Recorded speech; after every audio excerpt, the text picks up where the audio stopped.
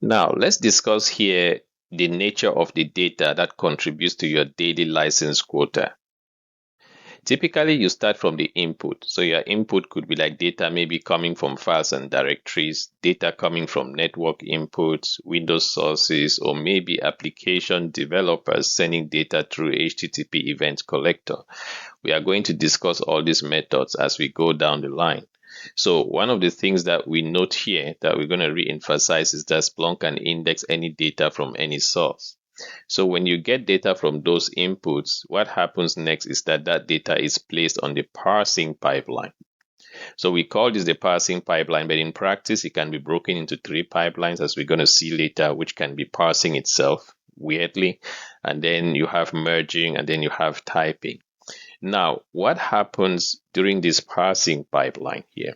The first thing is that the data is going to be broken down into individual events. The next thing is that you can create or identify timestamps within the data. And then you can extract metadata fields such as host, source type, and index. And then the last one here, which is actually the most important, is that you can mask and filter data. So in masking, we are talking things like sensitive data that is available within, the data that you're indexing, such as social security numbers, such as credit card numbers. You don't want that data to be visible when you are doing your search analysis and visualizations in Splunk. So you can actually mask that kind of data so that it's not visible. And then you can actually filter the data that you don't want. So if there are some events that you don't want to index into Splunk, you can actually match those events and filter them. Now, what happens next is that data is going to be placed on the indexing pipeline. And what is very important here is that is where the licensing measurement comes in. So as the data is placed on the indexing pipeline, the license meta is going to run. And when it runs, it measures the index volume. So here we are looking at it from the perspective of the indexer. So what happens here is that the indexer is then going to measure that volume of data that is indexing. And if you are talking about the case of a distributed deployment, it's going to report that volume to the license manager. And the license manager is going to be keeping track and comparing against the license, for the customer. Now, what is important here? Again, go back to the last point that I made under parsing, masking and filtering. The filtering is important. If you have some data that you don't really want to index, that you're not going to need, and you don't filter it, then that data is going to be measured and then it's going to be contributing towards your license, which really doesn't make sense. So if you have data that you really don't want, it is important for you to filter that data before you place the data on the indexing pipeline for indexing. So what then happens during indexing? You can do event segmentation, build index data structures. And the last but not the least, very important here, is that you write the raw data into disk. So as we go down the line, we are going to revisit a lot of processes that take place during this pipeline. So as we've just seen, data that is placed on the indexing pipeline is parsed data. So that is what is going to count against your license quota. Now we have two broad types here. We have event data and then we have metrics data. Let's look at the difference between these two. A sample of event data is here on the screen. Event data, each event represents something that happened at a specific point in time. So for example, let's say that a user logged in, you can capture that as an event. Let's say that the user made a purchase. You can capture that as an event. Let's say that the user placed a voice call. You can capture that as an event.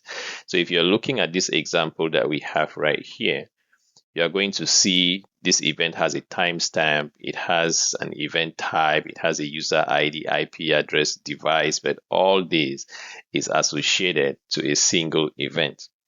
And then another thing to understand about is that the exact timestamp is associated to the event. So if the event happened at 10:02 or at 10:45 as shown here, the exact timestamp when the event happened is going to be associated with that data. And then the next thing here is that the license measures volume of raw data placed on the indexing pipeline. We've already seen that. So for events data is exactly what is going to happen. And then the final point here is data is filtered filtered prior to indexing does not count, which is exactly what we've seen. We've seen that if you have filtered and remove some events from your data before placing on the indexing pipeline, that's not going to count against your license quota. Now, what about metrics events? Metrics event typically are going, that's why I'm calling it metrics event, because metrics data is also event data, so to speak, when you are looking at it broadly. But there are some slight differences. So this is basically numerical data points that are aggregated over time. What does this really mean? Let's look at some examples here. CPU usage. When you are looking at CPU usage, you are looking at aggregates, maybe usage within the last 5 minutes, aggregated the CPU usage that we had within the last 15 minutes, within the last 1 minute and things like that. You have another example here, packet loss. That can be, another example of metrics data, call success rates. And that's what this point here just says.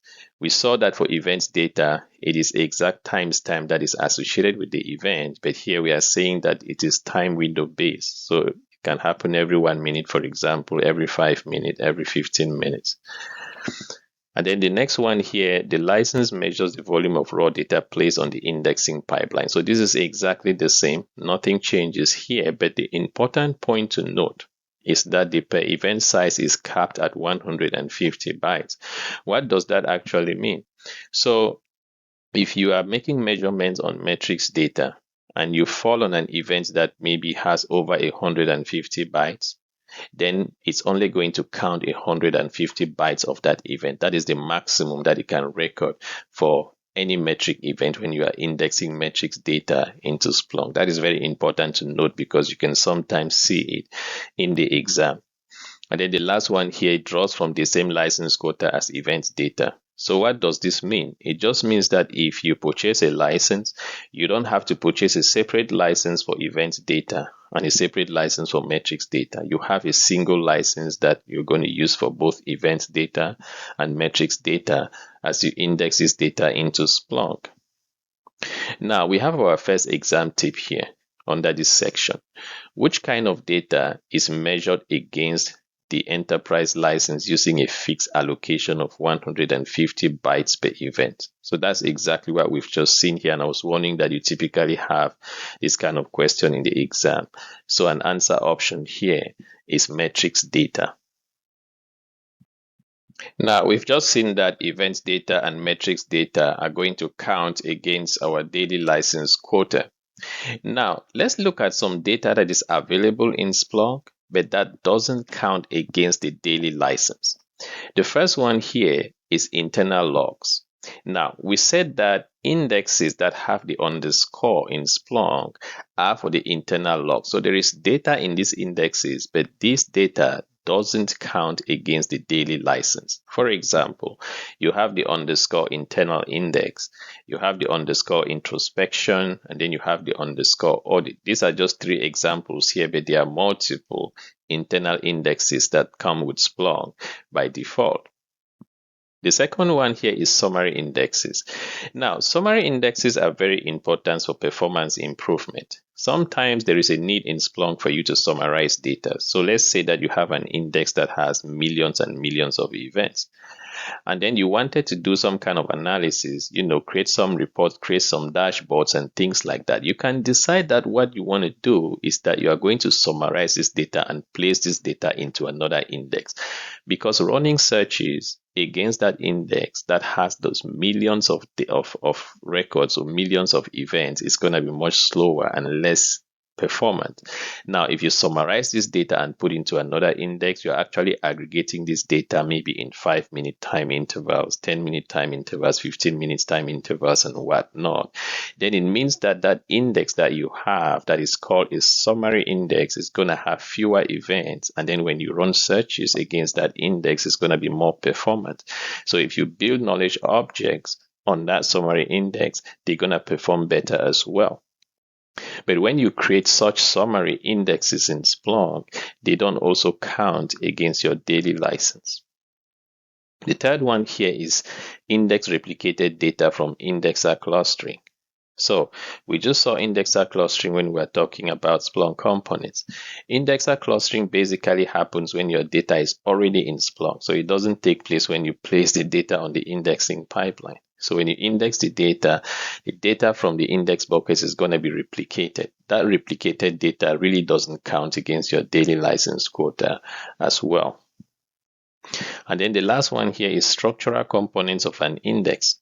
Now, we are going to discuss further the structure of an index as we go down the line. We kind of touched on this a little bit before. So when you index data into Splunk, the raw data is written into disk, but you also have TSIDX files that point to this raw data that has been written into disk. And of course, you also have metadata that is associated with that.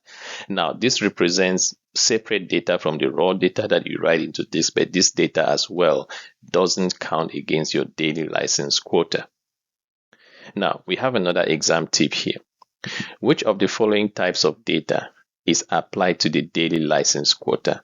So when you get a question like this, what you're trying to do here is a process of elimination. So you're going to see, like, if there are internal logs there, you say it doesn't count. There are summary indexes, it doesn't count. If there's index replicated data, it doesn't count. If there are structural components as an answer option, it doesn't count. So you're looking at an answer option that doesn't fall in these categories. And an example here is Windows internal logs.